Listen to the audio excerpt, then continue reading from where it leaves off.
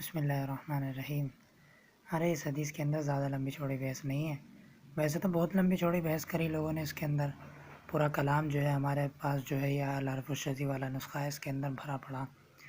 صرف 3-4 لائنیں ہیں عبارت کی، باقی سارے نیچے حاشیے میں بھری پڑی تشریح، لیکن سب کی تشریح کا خلاصہ جو ہے وہ صرف اتنا سا ہے کہ اس حدیث سے جو ہے علامہ ابن تیمیہ شیخ الاسلام والتفسیر والحدیث علامہ ابن تیمیہ وہ اس حدیث سے یہ استدلال کرے کہ بھائی صرف 3 مسجد کی طرف تم سفر کر کے جا سکتے ہو، وہ 3 مسجد اسی میں لکھی ہوئی، مسجد حرام، مسجد اقصیٰ اور مسجد نبوی، ان 3 مسجدوں کے علاوہ جو ہے تم کہیں نہیں جا سکتے، چاہے وہ نماز پڑھنے کے لیے ہو یا پھر گھومنے پھرنے کے لیے ہو، تم کہیں نہیں اور کسی بھی جگہ نہیں جا سکتے۔ حتیٰ کہ بعض لوگوں نے اس سے یہ بھی استدلال کیا کہ قبرستان میں جو ہے کسی کی بھی قبر پر، حتیٰ کہ آپ صلی اللہ علیہ وسلم کی قبر پر بھی نہیں جا سکتے درود پڑھنے کے لیے بھی۔ تو جمہور علماء نے جو ہے اس کا جواب دیا، انہوں نے الگ طریقے سے استدلال کرا، وہ استدلال اس طرح کرا وہ بھی میں بتلا رہا۔ انہوں نے یہ استدلال کرا اس طریقے سے کہ بھائی یہاں پر جو ہے وہ استثناء ہو رہا ہے اللہ سے،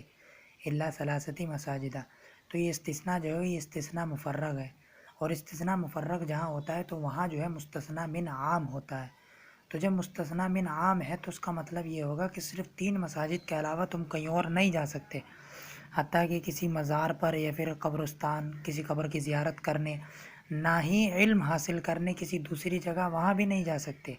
کسی دوسری جگہ علم حاصل کرنے، حدیث لینے کے لیے یہ بھی نہیں جا سکتے۔ یہ مطلب جو ہے علامہ ابن تیمیہ نے لکھا رہا،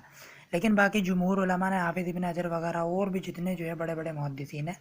سب نے اس مطلب کو جو ہے وہ مطلب بالکل کنڈم قرار دیا اور یہ کہا کہ بھائی صحیح مطلب یہ ہے، ٹھیک ہے تمہارا استدلال۔ رہی بات استدلال کی، استدلال تو اس سے اس طرح بھی ہو جائے گا، قاعدہ اصل میں یہ ہے کہ استثناء مفرغ جہاں ہوتا ہے تو وہاں مستثنیٰ من بھی جو ہے وہ استثناء کی جنس سے ہی ہوتا ہے، تو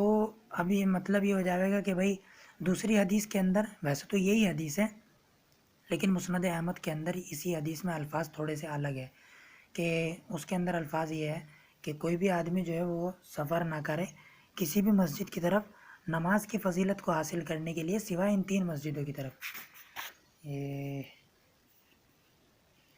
یہ ہے مسند احمد کی حدیث، کہاں گئی، یہ الفاظ ہے، تو اس کے اندر الفاظ جو ہے وہ تھوڑے بڑھے ہوئے ہیں، اس سے جو ہے اس حدیث کی تشریح مکمل ہو گئی کہ بھئی اصل جو ہے وہ اس حدیث کے اندر یہ کہا جا رہا ہے کہ تم جو ہے نماز کی فضیلت حاصل کرنے کے لیے وہ ان 3 مسجدوں کے علاوہ دوسری مسجد میں نہ جاؤ، کیونکہ انہی 3 مسجدوں کے اندر نماز پڑھنے کا وہ زیادہ ثواب ہے دوسری مسجدوں کے مقابلے میں۔ وہ ہے ابن ماجہ کے اندر، ابن ماجہ کے اندر ایک حدیث ہے، اس میں ہے کہ مسجد حرام کے اندر جو ہے وہ نماز پڑھنے سے، ایک نماز پڑھنے سے 1,00,000 نمازوں کا ثواب ملتا ہے، اور مسجد اقصیٰ میں نماز پڑھنے سے وہ کیا نام 500 نمازوں کا ثواب ملے، اور بھائی مسجد نبوی میں نماز پڑھنے سے 50,000 نمازوں کا ثواب ملے، تو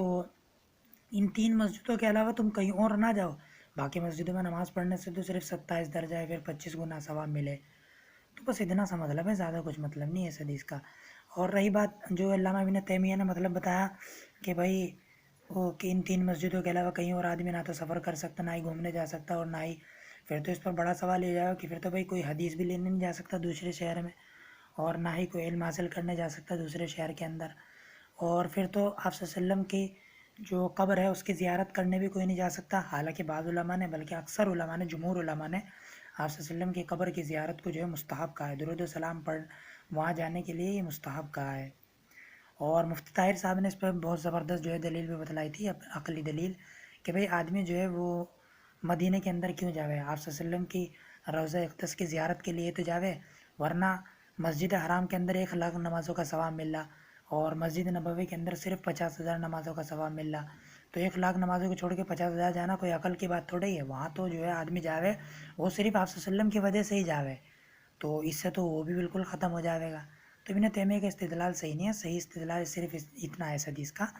وہ میں نے مسند احمد کی حدیث دکھائی دی۔ خلاصہ یہ ہے کہ بھائی نماز کی فضیلت حاصل کرنے کے لیے صرف ان 3 مسجدوں کی طرف جاؤ، اس کے علاوہ کہیں نہ جاؤ، اور وہ فضیلت کیا ہے 3 مسجدوں کی، وہ میں نے پہلے بتلا دی، بس اتنا سا مطلب ہے۔